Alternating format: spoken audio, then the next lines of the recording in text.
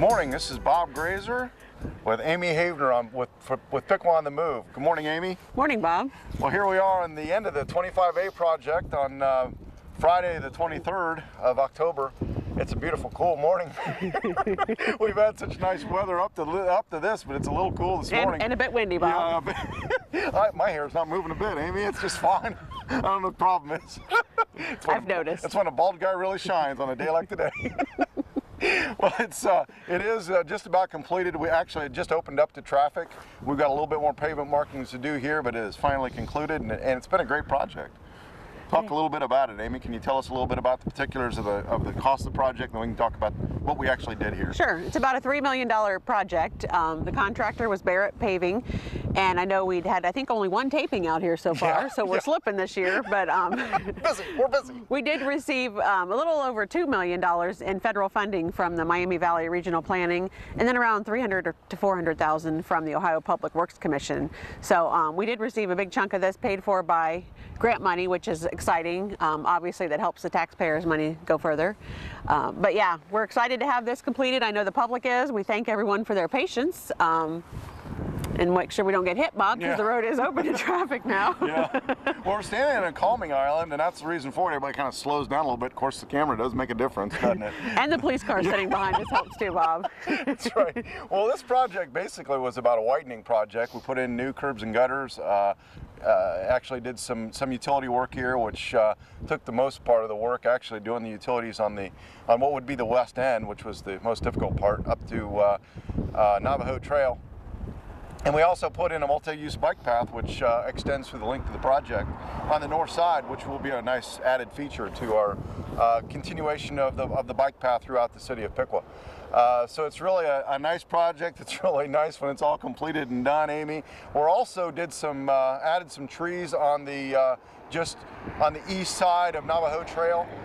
We changed the tree species from what was here before, and we're planning on planting some more trees on the continuing on towards Indian Ridge with some more trees. Next week we'll have that done, Amy. And that was mainly changing the species to keep them from what the developer was wanting, and also to keep them from growing in the wires. Yeah, it was kind of a coordination that we had done between the city of Piqua and Indian Ridge subdivision to try and give them some good screening for their properties there, but also kind of help get them out of the wires and have a tree that's going to grow a little bit slower than what was here before, the Norway spruces.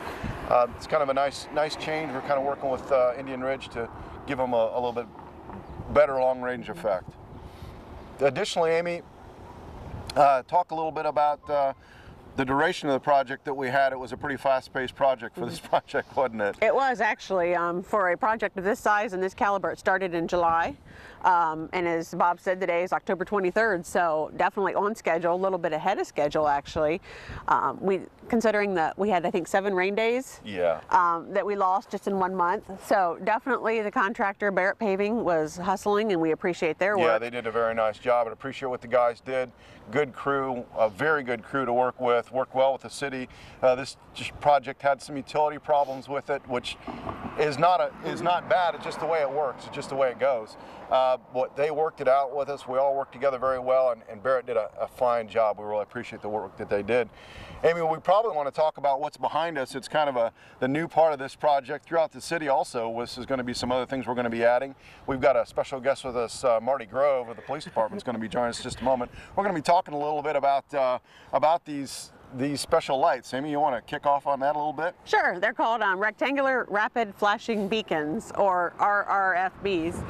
And they're basically just a crosswalk enhancement tool. Obviously, anybody that's driven on 25A in this area knows you can get some speed picked up out here. And with having the subdivision... Hello. Good morning. The subdivision right across the street from us, you know, there is a lot of kids that walk, and we just are trying to, with this whole project, safety is our #1 goal. So we tried to put these in to give them a safe place to cross. You basically come up to them, push the button, and they start flashing, and that means basically it lets the drivers know there's somebody in the crosswalk, but it's like any other crosswalk in the city. You still have to stop and make sure there's no cars coming because the drivers yield to people in crosswalks.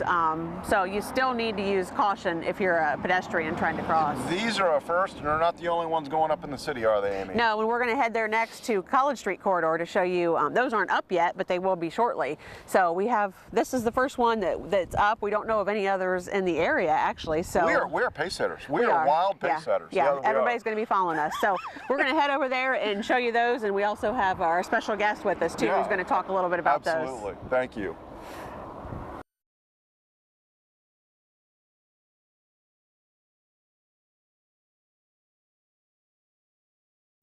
Okay, now we have with us Deputy Chief Marty Grove. Good to have you with us, Marty. Great to be here. Tell us a little bit about the safety reasons for this, and let's talk a little bit about the crossing that we have here and what it means to this area.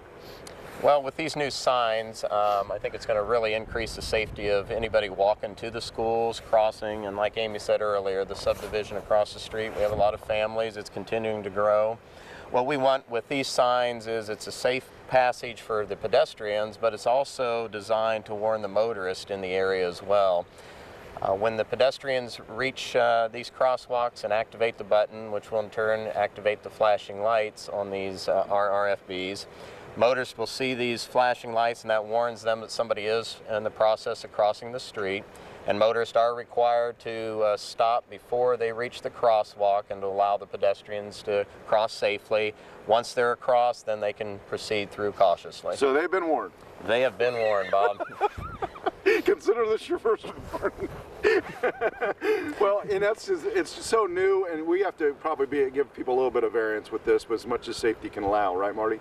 Well, we don't want to give too much variance with somebody in the crosswalk, but right, our officers will be out here to try and gain some voluntary compliance from the motoring public, and we ask people to drive cautiously through the areas. People are getting used to the new signage and the new roadways, and we have a problem every time we put in a nice new roadway. People have a tendency to exceed the speed limit, so we'll be watching for that too. It's so fast. Well, we want to make sure they can get through here and do so safely. Yeah, it's nice and smooth. Amy, there's a few things that we can do. We got duration on this that's about 22 seconds.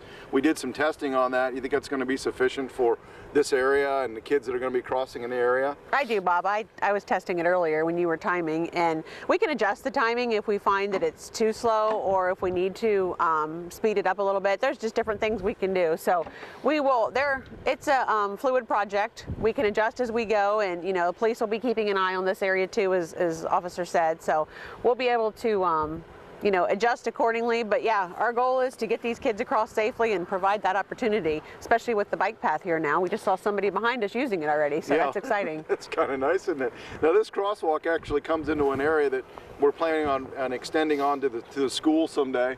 It's a part of the extended work that we want to try to do into the school, so we have to stop it somewhere. So don't think that it's just stopping going to nowhere. There's a purpose behind that, isn't there, Amy? We're hoping that'll be our next Safe Routes to School grant application that we submit, is to help the connectivity, and that's one of the things we're looking at throughout the whole city, is the recreational trail connectivity. So yes, definitely, yeah. It will go somewhere eventually. Don't get discouraged with us. We do know what we're doing, but it's got to stop somewhere, and we have to stop with the crossing. So that might look a little funny, but it's something that we need to do and extend for the future. Everybody along this route has really been very good. Traffic's been pretty good overall in the whole project, hasn't it, Marty? Yes, it has. It's been a major inconvenience. We understand. Some people were upset with the detours, but it is finally completed, and I think everybody will be real pleased with everything that you guys have done out here. And we appreciate everyone's cooperation, the motoring public, getting us to this point. Yeah, thanks, Marty. Well said. We really appreciate all the people that we've had to contact and have been so gracious with using them during the construction of an inconvenience, such as Grace United Methodist here. They were inconvenienced a little bit, and everybody was so nice, and we really appreciate their cooperation with trying to get through this. And a little bit of pain, it's kind of like pulling off the Band-Aid real fast. It just hurts for a little while, then we move on. So it's been a fun project. It really has been, and we appreciate everyone's willingness to help out and get it done. And some of those things we do to want to improve the city of Piqua and make it look better, but it does come with a little bit of pain, a little bit of suffering, but we appreciate your patience and your understanding. Let's take a look at some of the other crossings crossings that we have. It's been a lot going on downtown and the Broadway and College corridors that we need to look at. Why don't we go over there and take a look at it? We'll be back with you.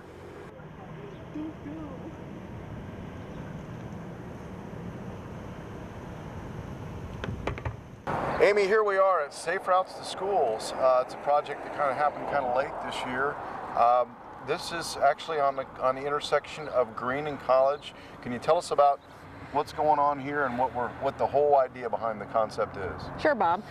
Right in front of us we have, again, another RRFB installation, which is what we just showed you on the Covington, on the 25A project. We're putting a series of these down College Street, and there will also be some down Broadway. Again, same concept, hit the button, wait for the traffic to stop, and then you cross.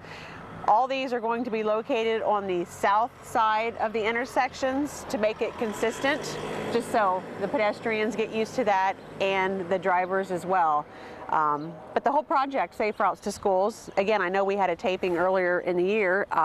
This is basically just what it says. It's allowing the community to have safer passageways to get to school. We're replacing some sidewalk. We're putting in new handicap ramps. We put in the bike path out to the junior high. We're putting in the RRFBs. So also includes the work that we're doing on Downing and High Street as well, with the curb extensions at the Y to reduce walking distances there as well. Yeah, and we're taking out some of these traffic signals as well, and we're also making some intersections, some four-way stops. So a lot of work. This project spread out all throughout the community, but this itself is coming up, winding down to a close too. The contractor for this was L.J. DeWeese out of Tip City, and the project costs were around $670,000. And we did receive a grant in the amount of around $500,000 from the state of Ohio for the Safe Routes to School project. So again, another great use of taxpayer money to be able to leverage that with some funding. Just some really critical changes that we're making as far as traffic's concerned on that, Marty. We've got some concerns about education. We're trying to bring everybody up to speed. Can you tell us a little bit about that? Sure, thanks, Bob. Right, part of the Safe Routes to School entire project includes education. We have the new intermediate school on Park Avenue, as well as Piqua Catholic on North Street. So with the Piqua Police Department and our engineering department, we have been in touch with the schools, had personal visits with them, and provided them with literature and also videos. The schools are great to work with. Both schools are going to be showing these videos to their kids, sending home information through email as well with the kids individually. And we're also going to actually bring some kids out here when this project takes place, which I believe is the November 12th is when it's going to, hopefully, as long as everything stays on schedule, when these RRFBs will come into use that day. And we're going to bring some kids down here and show them and actually use it as a photo op for the newspaper to get a story out there as well. So education is definitely part of it, not only the kids, but also for the motorists as we set out on the North 25A project. Thank you very much, Marty. There's just some things we're going to be changing with our stop signs that are really important. We want to make sure we give advance notification on that, as well as the RFBs. They're going to be new to the community. They're going to be new to children. We just want to make sure that they work out well. We're kind of concerned about it. Yeah, as Marty said, on November 12th, these traffic signals you see behind us, they're on flash now. Those will actually be bagged, which is basically black trash bags get put over them, and they'll stay that way for 60 days. And at that point, these RRFBs will be in place. So you'll have a true feel of what the intersection will feel like and how it'll operate. And there is a rhyme and a reason behind the signs that go up and how long it's on flash and how long they're bagged. That's all following the state of Ohio requirements. So it gives you time to evaluate. So we'll be evaluating this entire corridor. We have a transportation committee that consists of myself, the police department, the fire department. So they'll all provide input during that time as well to make sure this is all running smoothly. A little bit different on this, just if you missed the beginning of the show, the RRFB is a rectangular rapid flashing beacon, which is going to be right here. And this one's actually run by, it's solar, it's not have direct wire, so it's a little bit different. It's cutting edge technology, Amy. Once again, Bob, the city of Piqua, cutting edge. We're leading it, I'm telling you. So it's a little bit different. But when you see them, they're going to be something that's going to be interesting. You're going to light up, and they're going to be well seen by the area, so they'll actually be tied to each other. So people know that there needs someone that needs to cross at those intersections. So be looking for them. We plan on doing some more education to make sure you're aware of it and you can see it. If you have any questions, please give us a call at the engineering department. We're more than happy to answer any questions, or Marty Grove, Deputy Chief, would also be glad to hear from you and be able to help you as well. We really appreciate everybody watching. For Amy Havener, thank you very much. Thank you.